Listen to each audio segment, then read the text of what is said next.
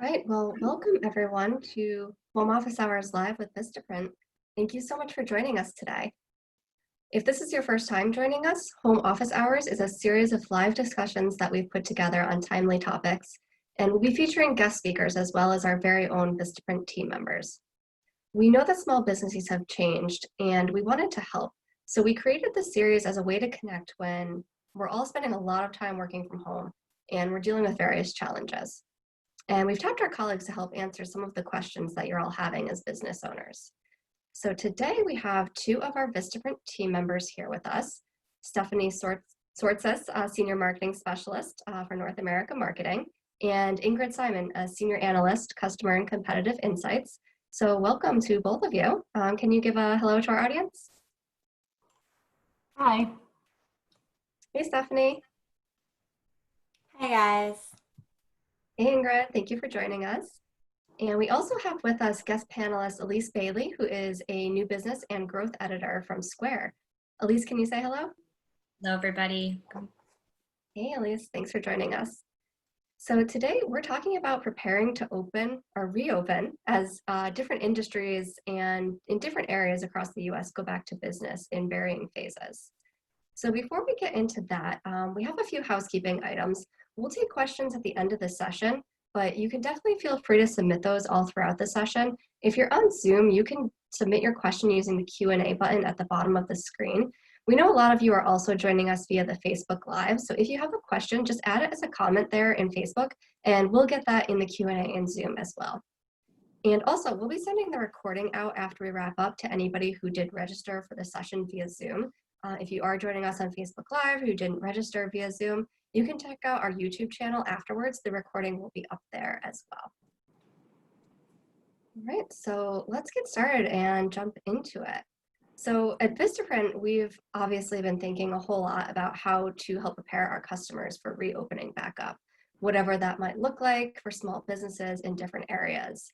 So Ingrid, can you help get us started? What should small business owners be thinking about before anything else? Let's lay a foundation here. Yeah, for sure. So your number one priority should be making your customers and employees feel safe and implementing safety measures to make sure you're able to actually deliver on that promise. We also want to recognize that getting back to business and going back to normal, unfortunately, are not the same thing. In order to get back to business, we need to be creating a new normal and should be taking our customers and employees into consideration more than ever. Yeah, I also think that at this time, communication is more important than ever. So it's definitely worth a little bit of extra time and effort to thank your employees and show appreciation for them during these times. Yeah, absolutely agree. I know, Stephanie, communication's been a key theme throughout many of the topics that we've discussed on this webinar. So Ingrid, can you go a little bit deeper and talk about some steps that you can take to make your employees feel safe now? Yeah, so there's actually a lot we can be doing to keep our employees staying comfortable and safe. First, it's important to be flexible and understanding during this time. You'll want to find ways to meet your employees and customers where they feel most comfortable. So for some, that might be adjusting responsibilities so they're able to work remotely or continuing to serve customers through your online channels. These new processes and offerings you've created during quarantine should not be looked at as short-term solutions, but really an alternative path or additional offering moving forward. You should also still aim to limit physical interaction whenever possible.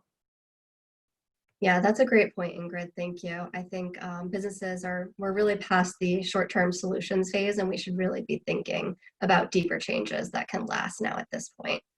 And I think you have some suggestions about not just shifting your communication and your flexibility, which is so important, but also some really practical operational needs to adjust your physical space.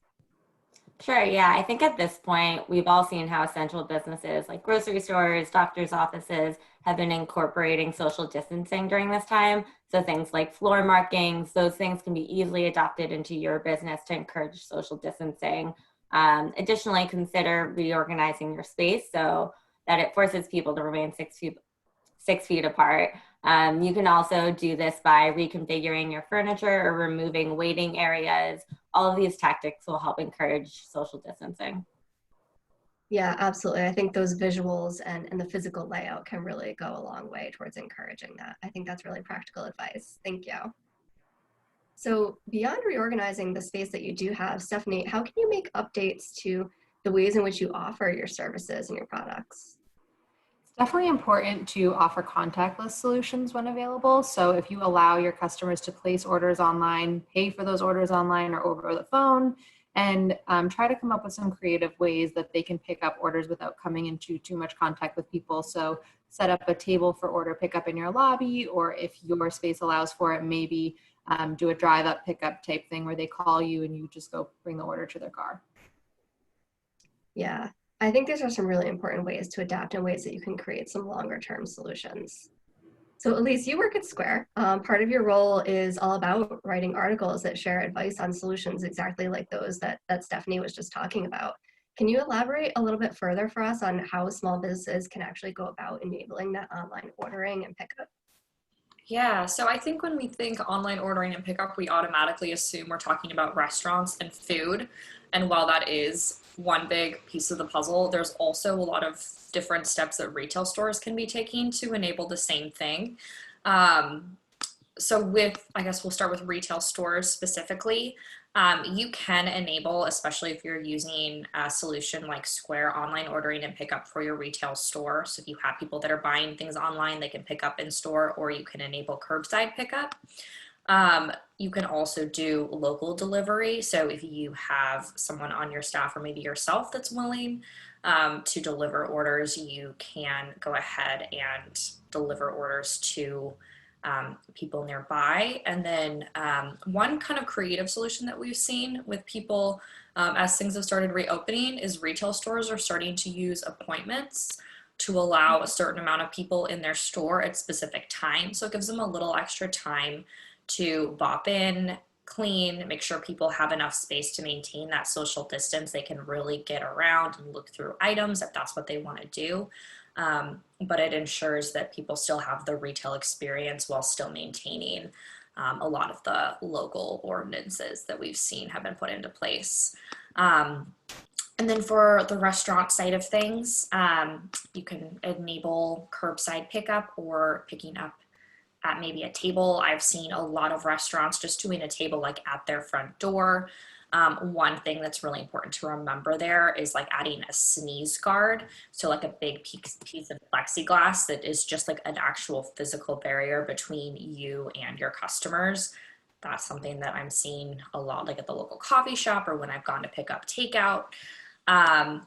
Again, you can also set up local delivery. Square has functionality on our e-commerce solution where people who are on the back end, you can decide if you want to have your team doing local delivery. So that just means the ticket will be sent directly to your restaurant, and then the customer will get updates on via text message on where their delivery is. And then we also have a number of different integrations that you can use. So if you are interested in like Postmates or Chowly, those are all things that automatically integrate with Square's software. So you can be doing delivery through those as well. Those are great ideas. Thank you. So how about when you get to the point of actually taking payment? You know, we all know that taking credit cards and cash involves contact. So any recommendations there? Yeah, so interestingly enough, the WHO has actually recommended that people use less cash. So I've seen a lot of businesses that have actually said they don't want to use cash anymore. They're not accepting it, like the local Walgreens, which was pretty surprising. But you can, if you are taking credit cards, take contactless payments. So that means Apple Pay, Android Pay. If you are, for instance, using the Square point of sale, if you have the little like reader, those are all automatically will take contactless payments. Another thing a lot of people don't realize about their credit card is you can also take tap payments with them. So on credit cards, you can just tell customers to peek at their credit card. They have a little signal that kind of looks like a Wi-Fi signal, but that basically means all they have to do is tap their card to the reader, and that'll be like a contactless payment, just as secure as using like the chip. Another thing that you can do, like with the Square point of sale, is disable the signature screen and also skip the receipts screen. So signatures used to be added for payment systems like this. as like another layer of security, but with the addition of EMV chips, it's not necessary anymore. And in the US and Canada, card providers don't require signatures for tap, dip, or swipe payments anymore. So you can just disable the signature setting right within the Square app. Another thing you can do if you are a retail store or you have services, you can charge people with invoices. So that's completely contactless. You just send the invoice and then your customer can go ahead and fill out the information and pay however they like to on their end. You can also set up recurring payments. And then finally, if you don't have access to your payments hardware, or maybe you aren't actually taking in-person payments at all, maybe you're a totally remote business at this point, you can use a virtual terminal. So Square has a virtual terminal that basically turns your turns your computer into a credit card terminal. So you can manually enter and process payments directly from your web browser on your laptop or your computer. Well, those are some great solutions. Thank you. So let's switch gears here a little bit. Let's talk about cleaning, because no matter how many changes that you make to the space itself and to reduce contact, your space, if you have a physical space, it's still going to need to be cleaned and sanitized in a really thorough and consistent manner. So Ingrid, can you talk a little bit about how cleaning and sanitation is going to play a new role here, one that is obviously a much more prominent role as businesses start to reopen? Definitely true. Regardless of what type of business you have, you're going to want to incorporate time blocks in your day to sanitize your space, equipment, products, etc. So for example, if you have a retail store, you might want to build in 30-minute blocks throughout your day where you can close down, clean your space. If you have a hair salon, maybe it's scheduling your appointments farther apart so you have time to clean your space in between. And this way you don't have customers hanging out in the reception area. Even if you have an e-commerce business, carving out time to sanitize your space is still smart to ensure that you're keeping up with safety standards. Also creating a worksheet or checklist to keep track of how often all your equipment is being cleaned is a great way to stay on top of sanitation measures. I recommend ramping up slowly to really understand how much time you'll need and what you're actually capable of maintaining. So for example, take a look at what you have in your space. Are there any items that might be problematic to clean? Or you can find an alternate that might be easier. So for example, maybe you want to switch some things out with a disposable option, for example, like menus. So all of those things, and also thinking through, like, are there things that I can actually remove from my space? So this way, it's one less thing that you have to worry about or you have to clean. Yeah, thank you for those tips. I think something that really stood out with those tips is they are going to take time. So, we know that managing time is always important in managing a business, but it's definitely going to take on a whole new level of importance now. So, Stephanie, can you talk to us about how expectations might vary depending on the locale? Sure. Yeah. So we've seen here in the United States that different states have different regulations and rules. So I think it's important to highlight any rules that are specific to your community, your state, even that your town, and outline how you're complying with them. So, for example, if you live in a town where you're required to wear a mask to enter any kind of establishment, you should post that for your customers to see outside of your door, and avoid the possible confusion or confrontation that your employees might face. Yeah, absolutely. I think with all the different rules within many different locales, there could definitely be confusion. So it's good to really communicate that up front.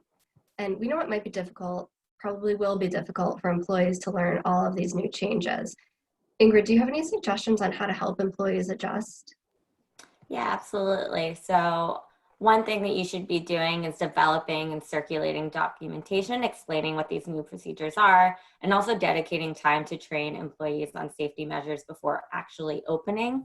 You might also want to consider scheduling regular check-ins with employees to make sure that they're feeling comfortable. This time could also be used to solicit feedback on any new processes and safety measures so that you're making sure that they're actually working as intended and there aren't any gaps. In general, you want to be explicit and transparent on what steps you're taking to keep your space and your employees safe. Information should be easy to find and included in multiple touch points. So this goes for both employees and customers. And I think beyond their safety, you also want your employees to know that you appreciate that they're coming out and working during this global pandemic. So it's important to include that in any signage or communications as well. Yeah, absolutely. Those are great points, both of you. I think, even before the pandemic, being clear, communicating, being encouraging, and really having a focus on training were all important things to do, but absolutely they are so much important now more than ever. So thank you to all of you. I think given the nature of this topic, I'm sure that we've got some questions coming in from the audience. So I do want to make sure that we have some time there for this. So let's go over to the Q&A. Again, just a reminder, if you're on Zoom, you can use the Q&A button at the bottom of your screen to submit your question. If you're joining us on Facebook Live, just enter your question in the comments and we'll get that in the Zoom Q&A as well. So I see that we have a few coming up already.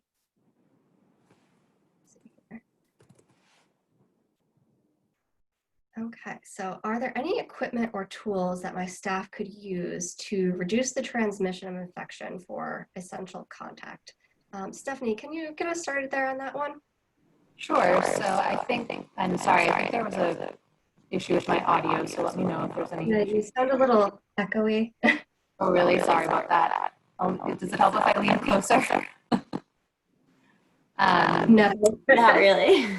Okay, well, I'll just carry on then. So we do have face masks and face shields that can help reduce transmission. And I know that Elise mentioned earlier on the call that having a kind of a plastic screen or something at your point of register or anything like that could be helpful. I also think that the floor decals reminding people to stay 6 feet away could be helpful as well in this instance. Thank you. Elise, anything that you would expand upon there from a square perspective? I think the sneeze guard is really big. And then I've seen a number of different solutions when it comes to people when they are at the point of sale, what they do there. For instance, if you decide to enable the tip thing, you'll still have to have people touch for that. I've seen people use like one use, I guess like wax paper you use for like a pastry, and then people use that as a barrier, and then the staff cleans it off right after that. I think the biggest thing is if people are touching the point of sale at all, they just make sure that they can like visibly see your staff cleaning it off and sanitizing things in between. I feel like that's like the biggest thing besides the sneeze guard. Great, thank you both. Those are great ideas. And I think the wax paper in particular is a pretty ingenious hack there. All right, so our next question here. Ingrid, maybe you can share some examples of what we see our customers doing, and then Elise, I'll turn it over to you for some examples from Square. So the question is, how can you pivot your offerings to be relevant to your customers' needs right now? Ingrid, can we start with you? Yeah, so the biggest pivot we're seeing, by no surprise, is obviously switching from offline to online. But in addition to continuing to offer services and products online, you should also consider maybe pivoting your target customer as well. So while your current customers might not have the means or the needs for your product right now, there might be other customers out there that could benefit from the same product or offering. You should also be staying in tune with your customers' needs. There's a lot of information out there right now on how consumer behaviors and needs have adapted over this time. So for example, we know people are a lot more focused on health and wellness these days. So you can use this information to see how you can adapt accordingly. For example, if you have a clothing boutique, now you might want to be offering cloth masks or gloves. If you're a bakery, maybe you want to consider offering more health-focused products in addition to all of your sweet snacks. So things like that, and thinking about how you can reposition the products that you have. Awesome suggestions. Thank you. Elise, anything to add there? Yeah, I mean, I think we've seen a lot of really incredible pivots and changes and updates that different types of businesses have done over the past couple of months. Some of the biggest ones that we've seen, I mean, beyond like takeout, are like the obvious meal kits or like bakery kits. I know there's a bakery down the street from me called Mr. Holmes Bakehouse here in San Francisco, and they've been selling basically setups so people can make like their own focaccia or pasta or cookies or scones. So even if they aren't able to automatically pick up their goodies in person. They are shipping boxes like all over the US right now, which is pretty incredible because that's a market that they really haven't been able to tap into beyond where they were before. We've also seen a lot of restaurants that have pivoted or added on like general store offerings. So a lot of restaurants have the ability to tap into different supply chains that consumers might not be able to. So at the very beginning of shutdowns, when people were able to, everyone was running out of yeast and everyone was baking. Wasn't even that long ago, but we saw a lot of restaurants that were offering things like toilet paper and yeast and like maybe bottles of wine or some of their favorite like baked goods or full loaves of bread, just because they have the ability to source these things more easily than consumers. And if you're already ordering takeout, it's kind of nice to be able to get fresh veggies and like an extra couple bottles of wine. From that way, it's a nice way to add into your product mix. Salons, we've seen people doing salon visits via video. So I know like my mom was talking to her hair salon person and my dad actually colored her hair. Like the woman shipped her everything she needed and then they walked through things via FaceTime. So it's kind of cool to be able to do things in person, or excuse me, you can't do things in person, you can do them over video. I know a lot of fitness studios or like children's classes have shifted to doing Zoom offerings. And then across all types of verticals, one thing that we've seen a lot is collaborations, which is super cool. And sometimes that's like 2 different restaurants getting together and doing like a really special meal, or sometimes that's like a retail store and a spa putting together like a home like spa situation. So I think really the biggest thing we can say is be flexible and be creative, and work with the people around you, because I think the more you collaborate, and what we've seen from restaurants is the more that you collaborate together, the better off everyone can be. And the more people really enjoy the fact that you're giving them diverse, unique offerings that you haven't had before. Yeah, I absolutely agree. Those are some great examples. Thank you. Your mother must really trust your father to let him color her hair. Yeah. It turned out really well though. So yeah. Well, that's great. All right, so our next question here is coming in from Facebook Live. What is another way of getting your products and service noticed on your website? Elise, anything that you might have to add there? Yeah, so there's a number of different things that you can do. I think a lot of that has to do with your marketing. So that can be anything from sending out emails around your products to your existing customer base to trying to find new customers. You can do that by maybe start by testing out like some Facebook ads or some Instagram ads that drive back to your store, just trying to get a better idea of what people are looking for. Again, you should know who your target market is, who you're looking for, and then try and meet them where they already are, especially if they're online, or what they might be looking for in general. Another thing you can do is some pretty like basic SEO tips. So working on ensuring that your pages are starting to show up for the specific local offerings that you have. I think that there's like a resource setup that you guys have at Vistaprint. I think we're going to have some Square information. Yeah, so you can check that out. And then Square also has like a resource center that has a ton of information around marketing and things you can do for SEO and getting started with Instagram and Facebook, and just driving a lot more awareness to your overall products online. And that is squareup.com/townsquares, where you can find a lot of that information. Great, thank you. And we'll also include those resources actually in our follow-up email as well. Stephanie, did you have anything to add to that? Ways of getting your products and service noticed on your website? Yeah, I mean, I definitely think Elise hit on some good points. I think it's also important to make sure that you're displaying them in the best way possible. So make sure you, maybe during this time at home, you update some of your product photography or your descriptions. Just kind of hone those things and use the time you have while you're home to make sure that they're being presented in the best way possible. Great. I'll also do one with Square plug on the photography thing, because it is so important. We have a photo studio. It's based in New York, but it's basically a robot with a camera on it, and it takes it takes like 4 or 5 different angle photos of your item. So basically what you do is you put whatever you want photos of in a box, you ship it off to the photo center, and then they'll send back everything with a bunch of photos you can use on your website. So there's more information about that on the Square website as well. But that's kind of a nice way that you can, if you're not a professional photographer, there are ways to do it that are amazing too at home if you're really photography focused. But if you're not, you can use our photo robot. That's a very cool option. Thank you for sharing that. All right, so our next question here is also coming in from Facebook Live. I have my own business and run a religious organization for. What do you suggest for businesses starting up? Definitely knowing that this is a tough time here. Any insights there? Elise, do you have customers at Square who are, just getting started up in this tough time?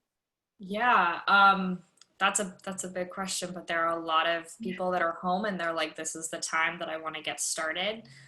So there are a lot of different things that you can do. One of the number one things you can do is create a business plan, understand what you are going to be doing with your business, where you want it to be, where you want it to go, what your core values are for your organization, and then allow that to create more steps down the line. So that means looking into like your target market, who you're looking for.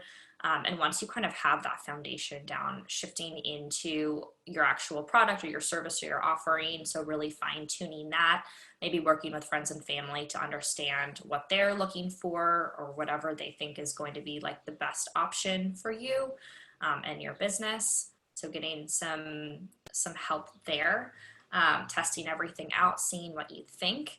And then when you think you're ready to go, making sure that you also have a really good setup when it comes to marketing. So getting the word out about your product or service in your organization. I believe we have a business. We have a guide that's just how to start a business. So there are like 500 different things that I'm not mentioning here that we can include online. They're also helpful. So if you're going to have a brick and mortar location, how to do that. How to set up things like your tax and your business banking. And if you are going to start having employees at some point, how you can really build a foundation from there. Good advice for definitely a tough time. Thank you. So I know we just have one more minute here, so I'll take one more question, then we're going to close it out for today. So this question, I'm a retail store.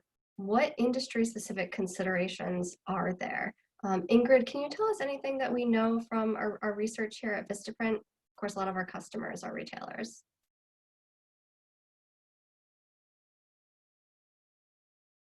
So sorry, Ingrid, it seems like your sound has gone out. Yes, sorry. Oh, there we go. We got that. Okay. What I was saying is I think there's a lot of resources online that are providing a lot of really great tips on what you can be doing. I think also from a safety perspective, one just being having a lot of signage and information available on what safety measures you're taking, as well as providing PPE equipment to either your employees or having it available in a store so that if a customer wants to walk in but might not necessarily have brought their mask, they can still kind of go in, shop.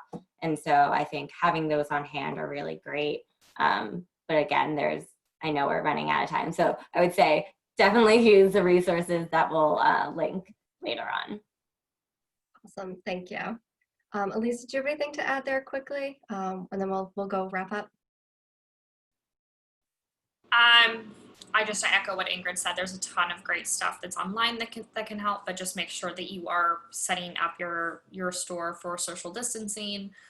You're clearly marking everything. You're creating barriers between your staff, and then you're also making sure that the people that are working for you on the front lines every day feel appreciated and loved, and you're communicating all the measures that you are doing, not only to your staff and your employees, but also to your customers. So maybe sending them an email or putting some things on your social media channels to let them know the steps that you're taking and how you're really working to make sure that everyone is safe when they're in your space.